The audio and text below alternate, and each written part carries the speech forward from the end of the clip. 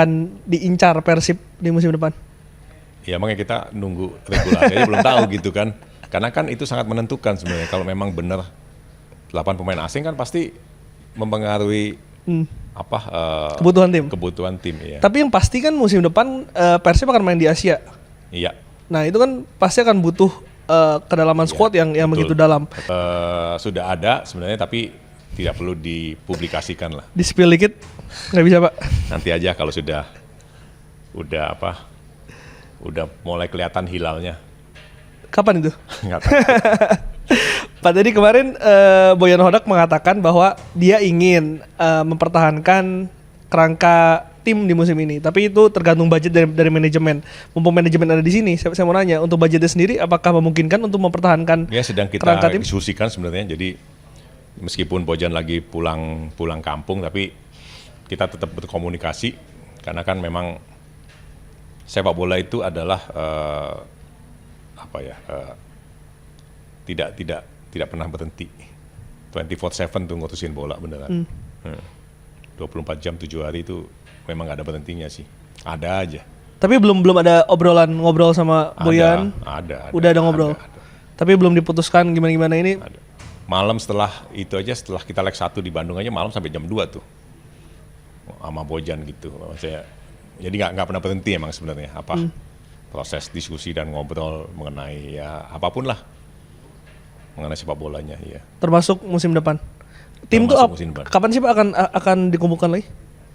Tim sekarang sedang diliburkan untuk kurang lebih 1 bulan. Kita nunggu juga jadwal kompetisi itu mulainya kapan. Saat ini kan kita belum tahu. Jadi itu akan menentukan proses jadwal latihan pre-seasonnya. Saya pengen tahu Pak. Pak tadi ini kan banyak juga bersinggungan langsung dengan mendatangkan pemain. Saya pengen tahu dong Pak, siapa sih pemain yang paling berkesan untuk seorang Teddy Cahyanto? Proses negosiasi itu bisa akhirnya berseragam Persib Bandung. Banyak sih, banyak banget. Yang paling satu aja? Banyak banget lah ya, maksudnya banyak banget tapi ada beberapa yang memberikan testimoni kayak misalnya saya lihat kemarin Bejo Sugiantoro bikin testimoni gitu kan ya.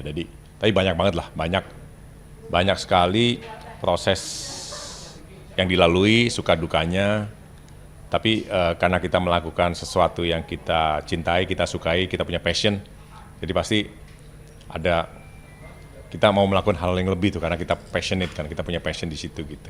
Artinya kalau memang transfer gitu Pak Teddy tuh langsung turun ya? Langsung turun tangan. Itu gimana sih Pak? Maksudnya mendekati agennya, pemainnya? Ya pasti kita cari tahu lah, maksudnya pasti satu harus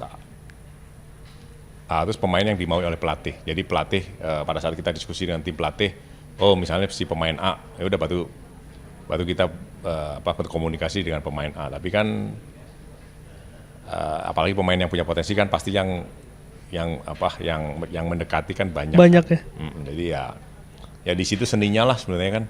Ya seni mendekati pemain, ya, membujuk. Mendekati perempuan yang kita sukain gitu. Artinya pengalaman banget Pak tadi. Artinya memang pelatih yang menyodorkan nama ya? Atau kita diskusi, misalnya kita butuh misalnya satu posisi gitu kan. Mungkin ada beberapa pemain. Dari beberapa pemain itu mungkin kan kita udah mulai scouting kan. Si ini masih ada kontrak atau mungkin bisa nggak sih, atau mungkin kita mulai mencoba diskusi dengan kalau memang masih ada kontrak, mulai diskusi dengan klubnya, dengan pemainnya, minta izin gitu. Tapi kalau memang yang udah bebas kontrak, tidak punya kontrak, itu mungkin lebih enak karena kan kita bisa lebih bebas kan untuk diskusi dan lain-lain. Tapi kan biasanya pemain yang gitu kan pasti banyak juga klub lain yang mendekati kan sebenarnya. Jadi ya itu seninya disitulah sebenarnya. Pak tadi saya mau nanya dong, kalau misalkan di liga-liga Eropa kan kalau kita ngedeketin pemain yang belum habis masa kontrak, itu harus ada fee yang dibayarkan kepada klub. Di Indonesia tuh ada seperti itu atau ada tapi kok nggak pernah dipublish ya Pak? Iya, ada sih. Kita juga pernah beberapa kali melakukan. Siapa? Boleh kasih tahu salah satunya? Nggak usah lah. Nggak usah. Tapi kenapa itu tuh fee itu tidak dipublish kepada publik gitu? Tidak seterbuka di Eropa? Iya. Saya nggak tahu lah, kalau mungkin di Eropa itu mungkin apakah memang suatu kebijakan dari regulator setempat yang harus dipublish ya. Tapi di Indonesia sih jarang ya orang Iya jarang. mempublikasikan itu ya. Tapi ada ya Pak ya? Ada.